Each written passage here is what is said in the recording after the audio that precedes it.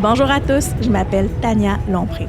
L'éducation, l'immigration, la langue française, ça vous intéresse? Vous êtes au bon endroit parce que moi aussi.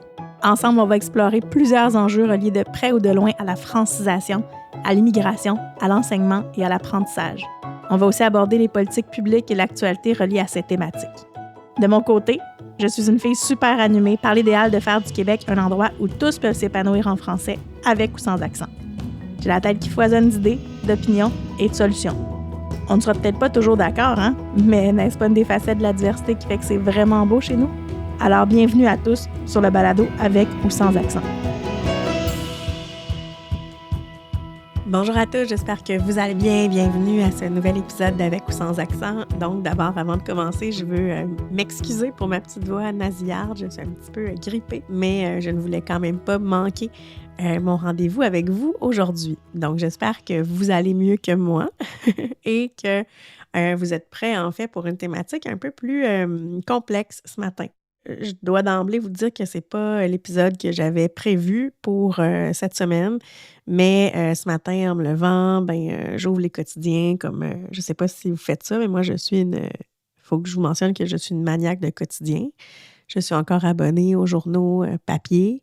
Et une des premières choses que je fais en me levant le matin, c'est que j'ouvre la porte de ma maison et que je prends les journaux, là, que ce soit Le Devoir, au Journal de Montréal, puis je regarde ce qui se passe. Puis je lis aussi la presse. Là, c'est probablement la première chose que je me fais le matin en me levant. Donc, d'ouvrir la presse sur ma tablette ou sur mon téléphone cellulaire. Donc, c'est vraiment des choses que je fais quotidiennement dans ma routine matinale là, de lire l'actualité. Je me souviens qu'on avait les journaux à la maison quand j'étais petite et ça fait partie des choses que je faisais enfant et adolescente, là, de lire les journaux. Donc, c'est aussi pour ça que mon premier choix de carrière à la base, c'était de devenir journaliste et que finalement, j'ai bifurqué vers l'enseignement et après même vers la recherche, là. Donc, mon parcours a été un peu modifié, mais vous comprenez aussi que j'aime encore beaucoup le monde médiatique puisque je vous parle chaque 2 semaines ici, donc en ayant mon projet balado et que je suis active dans les médias depuis plusieurs années, là, que ce soit par... en fait, j'ai commencé par des lettres ouvertes, mais tu sais, ça a été dans les quotidiens que je lisais, là, donc que ce soit dans Le Devoir, dans la presse, dans le Journal de Montréal. J'ai eu un blog aussi au Journal de Montréal. J'ai écrit il y a quelques années, beaucoup, même encore aujourd'hui, là, mais j'écris moins qu'avant. Mais j'ai écrit en fait, des dizaines de lettres ouvertes là, dans les 3 principaux quotidiens. Et j'ai aussi collaboré avec plusieurs émissions de radio, de télévision, de journalistes qui me téléphonent lorsqu'on est dans des domaines, en fait, reliés à la francisation. Et toute cette introduction-là pour vous dire que ce matin, justement, en allant ouvrir la porte, je tombe sur Le Devoir du jour et sur la une. En fait, ça fait plusieurs mois là, que Le Devoir s'intéresse vraiment beaucoup à tout ce qui se passe en francisation. Tu sais, j'ai parlé à plusieurs de... Tu sais, j'ai collaboré quand on me téléphonait à ce sujet-là. Puis aujourd'hui, en fait, c'est Lisa-Marie Gervais qui signe un papier qui m'attriste profondément.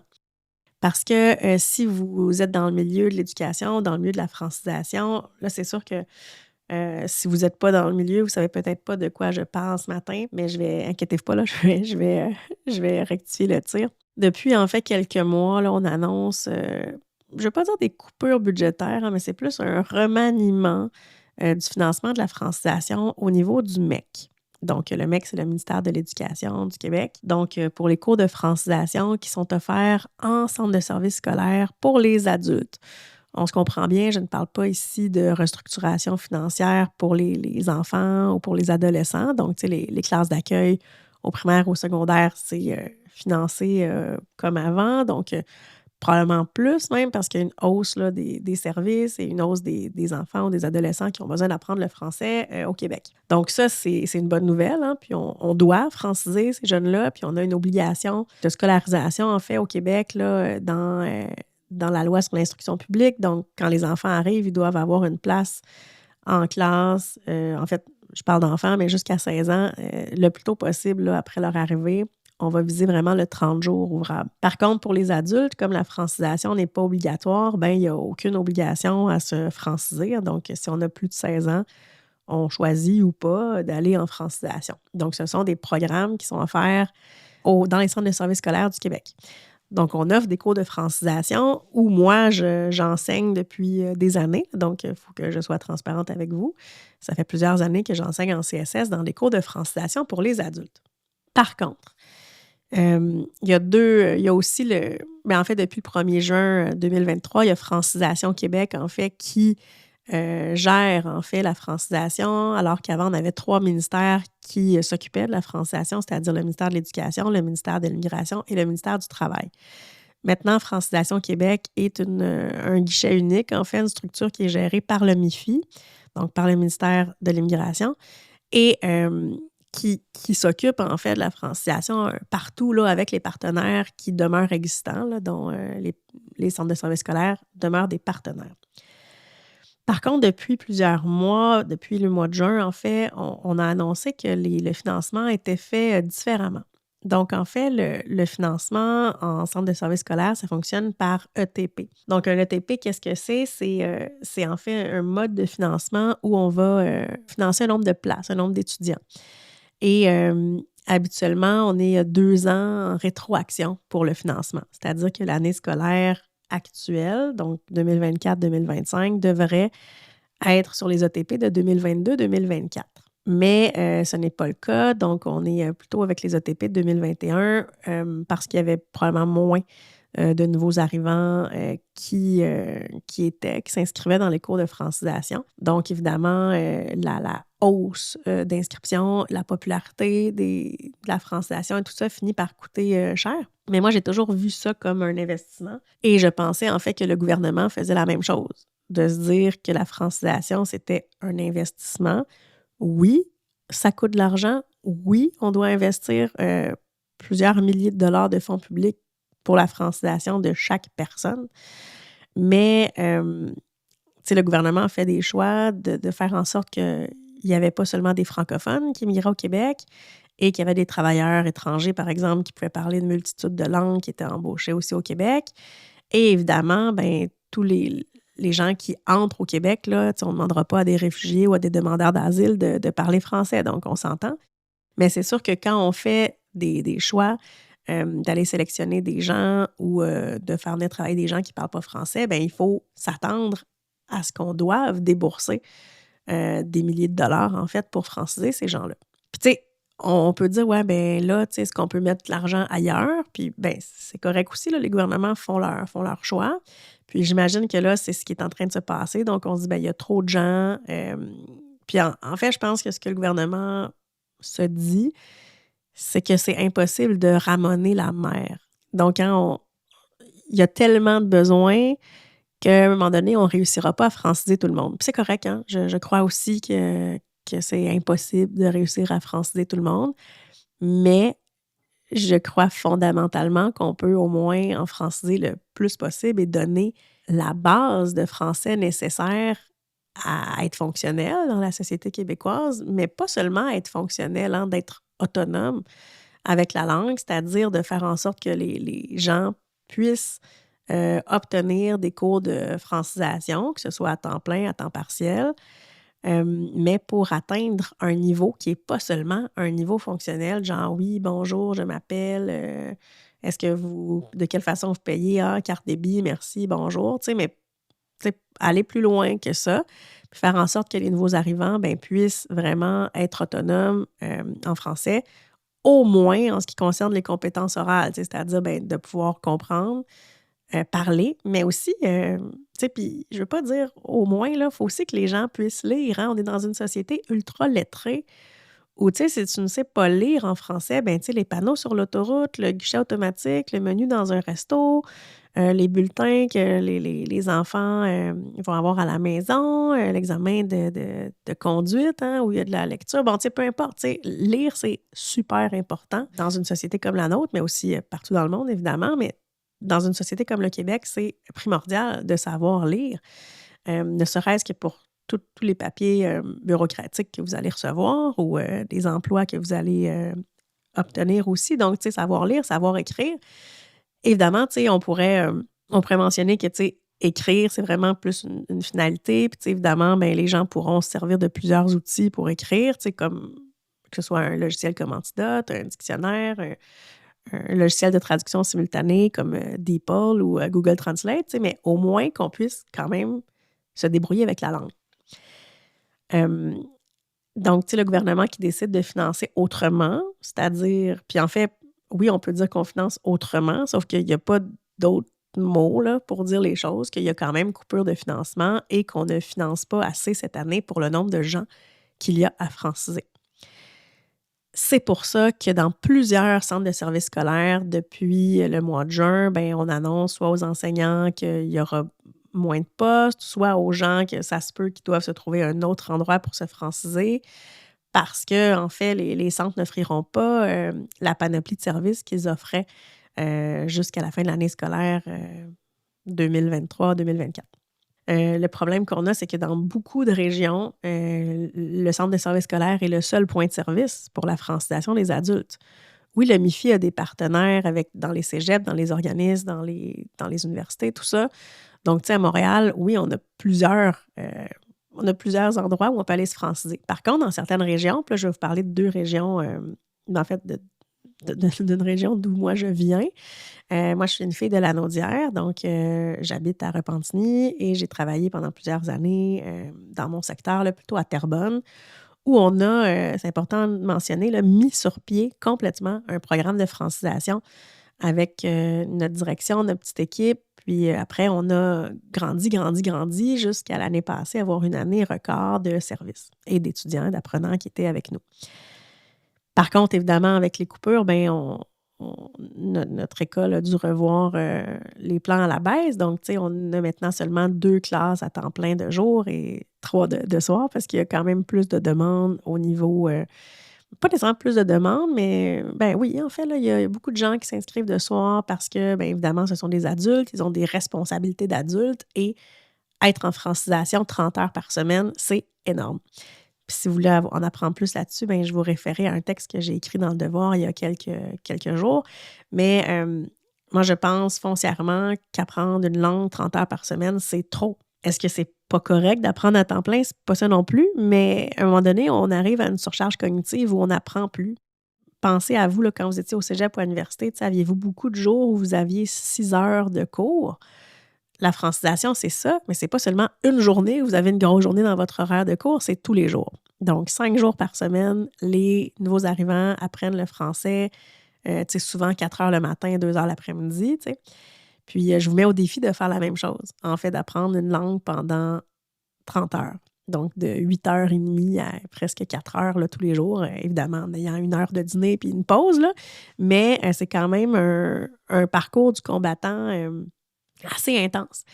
Puis on pense aussi aux gens qui ont peu d'années de scolarité, donc tu sais, qui sont par exemple inscrits dans des programmes d'alpha francisation ou francisation alpha selon le libellé là, du CSS où vous pouvez enseigner, où vous pouvez étudier ou de votre région tout simplement, où on va donner, un cours de francisation pour les gens qui n'ont pas 9 ans de scolarité. Fait qu'imaginez quelqu'un qui n'est pas allé à l'école ou très peu, dans sa vie qu'il doit être assis dans une classe 6 heures par semaine. Tu sais, je pense qu'au niveau du ministère, puis au niveau des syndicats, puis tout ça, tu sais, je pense qu'il y a quand même un tour de roue à faire là, au niveau des réflexions, puis de se dire, ben est-ce que le 30 heures par semaine est nécessaire? Puis bon, ça, c'est pas moi qui prends cette décision-là, mais je pense qu'il faut quand même y penser.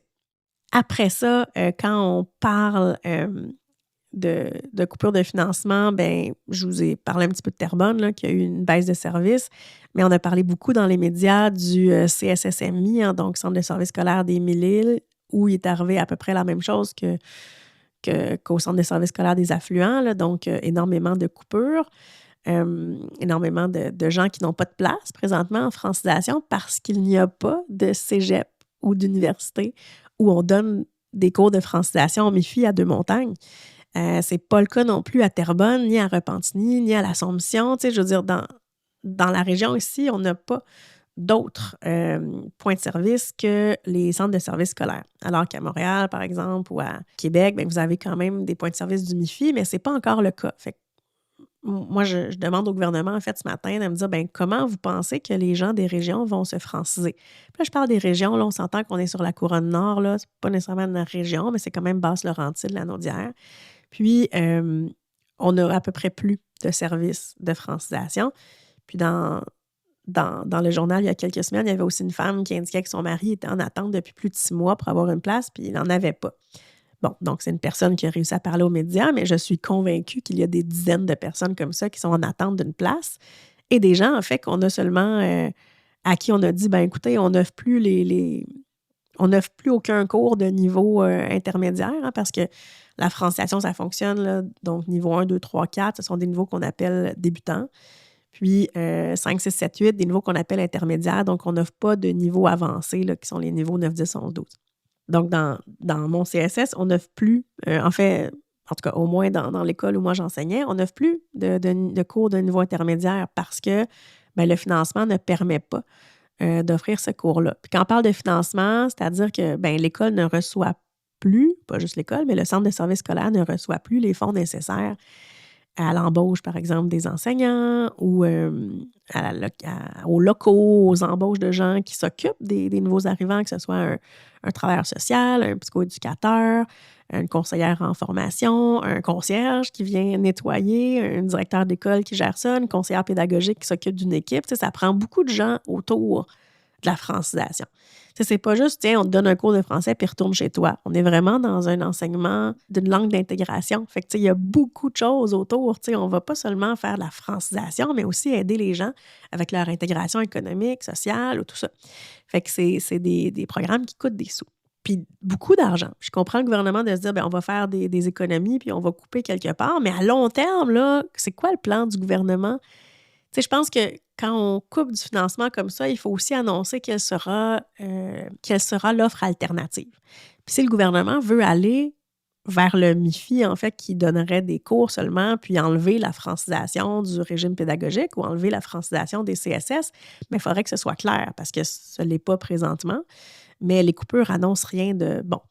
En fait, c'est ça aussi, c'est si les offres n'existent pas. Donc, tu sais, par exemple, quelqu'un à Terrebonne qui se fait dire en septembre, ben, on n'a pas de place pour toi, il n'y a plus de niveau 5, 6, 7, 8 offerts ici. Donc, tu sais, retourne sur la liste d'attente de Francisation Québec, puis attends une place. Mais ta place est où? Ta place est à Laval, ta place est à Montréal. Alors que, tu sais, on s'entend que si vous essayez de prendre un autobus de Mascouche ou de l'Assomption jusqu'à un cégep à Montréal pour aller en francisation, bien, ça se peut que vous preniez 3 heures par jour pour vous déplacer ou même plus. Alors que, tu sais, dans les services de proximité, bien, on fait en sorte que vous soyez francisé dans votre région, dans votre ville. Ce qui n'était pas le cas, hein, il y a une dizaine d'années. Nous, quand on est arrivé à Terrebonne, il n'y avait pas de. Il y avait pas de. Je parle de Terrebonne là, parce qu'évidemment, c'est un milieu que je connais, mais il y avait presque pas d'offre de francisation. Puis les gens devaient aller justement à Laval et à Montréal. Mais là, maintenant qu'on avait un service, bien, le service était populaire, fréquenté, on ne manquait pas d'apprenants, là. Donc, les gens voulaient étudier chez nous, puis voulaient étudier aussi à Deux-Montagnes, à Sainte-Thérèse ou à Repentigny, ou n'importe où ailleurs. Là, je parle de la Couronne Nord, mais sur la Couronne Sud, il y a eu des coupures aussi. Dans la ville de Québec, il y a eu des coupures en Beauce, sur la rive sud de Montréal. Donc, en fait, c'est partout, là. Tu sais, quand on parle de mode de financement qui a été modifié, c'est pour l'ensemble des CSS du Québec. Et ce n'est pas que dans les régions dont je vous parle. Là. Je vous parle de certaines régions que je connais, mais je sais que le financement est partout ailleurs, comme ça. Donc, c'est le même financement. Donc, évidemment, c'est sûr qu'il y a d'autres CSS qui vont devoir prendre des décisions pas mal déchirantes dans les prochaines semaines ou prochains mois, quand les budgets seront plutôt à sec, là. Donc, j'aimerais vraiment que le gouvernement nous indique quelle est sa solution. Tu sais, est-ce qu'on va ouvrir des points de service supplémentaires du MIFI dans toutes les régions du Québec? Est-ce qu'on va réembaucher les enseignants qui sont présentement au MEC pour les embaucher au MIFI? Est-ce qu'on va faire en sorte que les listes d'attente vont être beaucoup moins longues? Parce que là, quelqu'un qui attend depuis 6-7 mois pour se franciser, ben, je ne sais pas pour vous, mais moi, à un moment donné, je me dirais, bon, ben OK, finalement, je vais essayer de faire d'autres choses. Je vais essayer de me trouver un travail. C'est surtout ça, en fait. Est-ce que les gens vont rester assis sur leur divan jusqu'à temps qu'une place soit disponible? Tu sais, on peut le faire pendant un mois, là, mais pendant 7-8 mois, quand on vient d'arriver au Québec, ben, on va se dire, OK, je vais trouver du travail. Puis, tu sais, c'est pas vrai que les gens n'embauchent pas de gens qui ne parlent pas français. Hein. Vous pouvez vous trouver un emploi dans une usine, vous pouvez vous trouver un emploi, évidemment, vous ne serez peut-être pas directement au service à la clientèle, là, mais on a de plus en plus de gens qui travaillent, même avec le public, là, dans des dans des restaurants de restauration rapide, par exemple, ou dans des épiceries, des Dollarama, peu importe, tu sais. Est-ce qu'on veut que ces gens-là parlent français? Puis si oui, ben qu'est-ce qu'on fait? Puis qu'est-ce que le gouvernement a comme plan pour faire en sorte que les gens comprennent que la francisation, c'est une priorité, puis que leur francisation est une priorité aussi? Parce que présentement, c'est pas du tout le message qu'on envoie. Puis évidemment, ben, tout ça pour dire que ce matin, la première page du Devoir, c'est vraiment qu'il y a un programme de francisation de l'Estrie qui va fermer ses portes complètement. C'est le premier là, qu'on annonce comme ça qui ferme, mais malheureusement, je pense que c'est le premier d'une ligne, en fait, d'une lignée là, de CSS qui vont annoncer la fin des services de francisation s'il n'y a pas de changement rapide annoncé par le ministère. Puis moi, je demande vraiment, puis là, je dis le ministère, là, le ministère de l'Éducation, mais je pense qu'il y a vraiment une urgence à ce que 2 ministres au Québec se rencontrent là, dans les prochaines semaines, là, Bernard Drainville à l'Éducation et Jean-François Roberge à l'Immigration, puis qu'on se parle de l'avenir de la francisation. Parce que c'est super important dans une société comme le Québec où le français est une langue majoritaire, mais dans un territoire, en fait, américain où où le français est minoritaire. Donc, c'est sûr que si vous voulez que les apprenants comprennent que l'apprentissage du français est important, bien, il faut aussi leur envoyer les signaux adéquats. Donc, qu'on a de la place pour eux, que les listes d'attente sont moins longues et qu'on favorise leur francisation près de chez eux. Donc, je pense vraiment là, que Bernard Drainville et Jean-François Roberge devraient se parler. Puis, si jamais ben, vous les connaissez, ou même eux, là, je les connais, ben, je les connais. Je leur ai déjà parlé à tous les deux. Si jamais ils sont à l'écoute, ben n'hésitez pas à m'appeler. Hein? Ça me fera plaisir de vous rencontrer pour vous expliquer ce qui se passe sur le terrain. Parce que des fois, quand on est rendu dans des hautes sphères comme ça, on ne sait plus trop ce qui se passe. Mais mon objectif aujourd'hui, ou avec ce balado-là, ou avec ce que j'écris dans les médias, c'est aussi pour que les gens se rendent compte de comment ça se passe sur le terrain. Donc, en Estrie, hein, la commission scolaire Eastern Township, le ETSB, qui est un centre de service scolaire anglophone, va fermer, en fait, son programme de francisation à partir du 25 novembre. Et pour moi, c'est vraiment un article que je vais garder puis un dossier que je vais suivre parce que je pense qu'il y en aura d'autres. Et je pense que d'autres CSS vont dire, ben écoutez, on ne fera pas de la francisation de bout de chandelle, là. On veut en faire adéquatement avec un bon service, avec des enseignants, une équipe autour d'eux et avec le financement que le MEC nous donne, on n'est pas en mesure de le faire. On n'est pas en mesure d'offrir des bons services. Donc, c'est ce que le CSS dont je vous parle a pris acte là, et décide en fait le texte de Lisa-Marie Gervais le dit bien. Donc, 500 étudiants qui n'auront plus de cours ni à temps partiel ni à temps plein dans ce CSS-là. Donc, 500 étudiants, c'est énormément de gens. Dans notre coin ici, ça a été une centaine d'étudiants, une centaine aussi, là, un peu plus au CSSMI. Donc, tu sais, c'est juste en additionnant 3-4 CSS comme ça, on est déjà à 1000 personnes qui n'ont pas de service. Puis là, c'est seulement 2-3 CSS. Hein. Donc, si on prend tous les CSS du Québec, je serais curieuse de savoir combien de gens n'auront plus de service dans les prochaines années.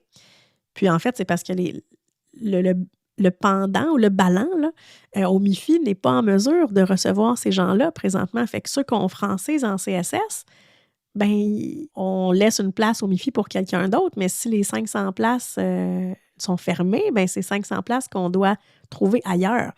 Puis présentement, ben je ne sais pas si le ministère a dans son chapeau, en fait, plein de cégeps avec plusieurs locaux de libre pour accueillir ces gens-là ou tout ça, mais c'est pas ce que j'entends non plus. Là. Quand vous lisez les nouvelles, ben les cégeps aussi vont avoir des coupes de financement dans les rénovations, les bâtiments, tout ça.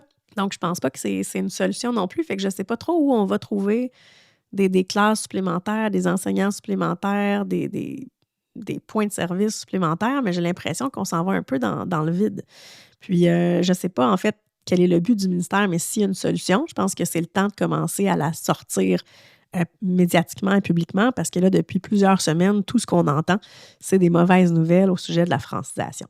Là, c'est le premier CSS qui annonce vraiment que le service va être fermé dans quelques semaines. Là, on s'entend, le 25 novembre, c'est demain matin ou à peu près.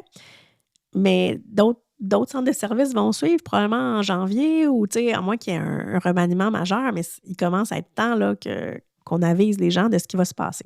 Puis on parle évidemment des apprenants, parce que moi, c'est toujours eux qui sont au centre de mes préoccupations.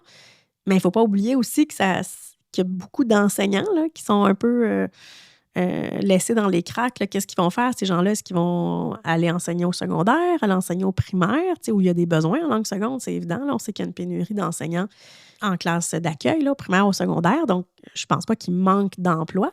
Sauf qu'il y a des gens qui ont fait le choix délibéré d'aller enseigner à des adultes. Bien, c'est un choix qu'ils ont fait. Je comprends que là, évidemment, s'ils n'ont pas de travail, ils vont aller enseigner ailleurs. Sauf que c'est des gens qu'on laisse sur le carreau. Donc, et des apprenants et des enseignants et une expertise. Hein. Parce que je dois dire qu'en CSS, on a des centaines d'enseignants formés en langue seconde qui sont spécialisés en apprentissage du français pour les nouveaux arrivants, qu'on laisse de côté ou qu'on envoie ailleurs. Puis si un jour, on a besoin d'eux, mais ces gens-là vont être ailleurs. Ils ne seront plus disponibles pour...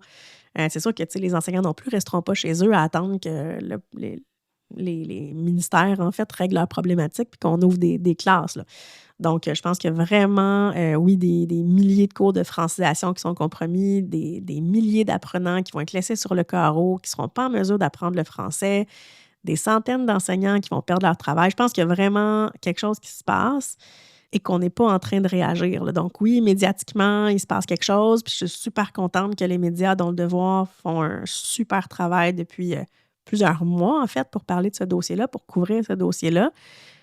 Mais du côté des ministères, on est tout le temps que il n'y a pas d'argent ou le fédéral doit investir plus. Puis, je comprends, là, on sait tous, là, si vous avez suivi les nouvelles, que le gouvernement provincial, en fait, a demandé 1 milliard au gouvernement fédéral pour pour rembourser les services auxquels les nouveaux arrivants devaient pouvoir avoir, mais que le gouvernement, en fait, fédéral n'a pas donné autant de sous. Là. Je pense qu'il manque à peu près 300 millions à aller chercher. Puis, c'est probablement pour ça ou une des raisons pour lesquelles on va couper la francisation pour les adultes. Mais moi, je demande vraiment aux 2 ministères d'y réfléchir à 2 fois, puis de se demander quels seront les effets à long terme de ces décisions-là.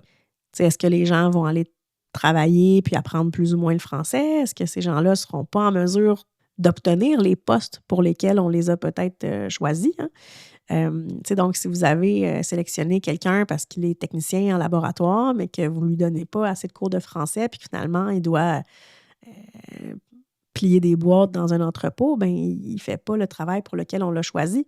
Donc, est-ce qu'on peut s'assurer que la francisation sera au rendez-vous? Puis si oui, de quelle façon? Donc, j'invite vraiment les politiques adéquates à réfléchir à ça aujourd'hui, donc à réfléchir de qu'est-ce qui peut se passer, qu'est-ce qu'on peut faire et comment on peut apporter des solutions.